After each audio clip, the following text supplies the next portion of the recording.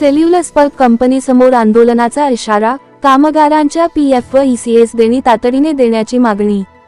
खोपोली. प्रतिनिधी. खोपोली येथील सेल्युलस pulp private limited कंपनीमधील कामगारांच्या प्रलंबित पीएफ फंड व ईसीएस देण्याच्या प्रश्नावरून बहुजन युथ पॅन्थर संघटनेने आंदोलनाचा इशारा दिला आहे.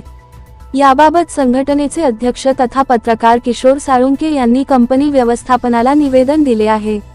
निवेदनात म्हटले आहे की कंपनीमध्ये मोठ्या प्रमाणावर परप्रांतीय राज्यांमधून आलेले कामगार कार्यरत असून ते आपल्या कुटुंबाचा उदरनिर्वाह करण्यासाठी मेहनत घेत आहेत. मात्र कामगारांच्या हक्काचे असलेले पीएफ फंड तसेच ईसीएसची देणी प्रलंबित असल्याने कामगारांवर अन्याय होत असल्याचा आरोप करण्यात आला आहे.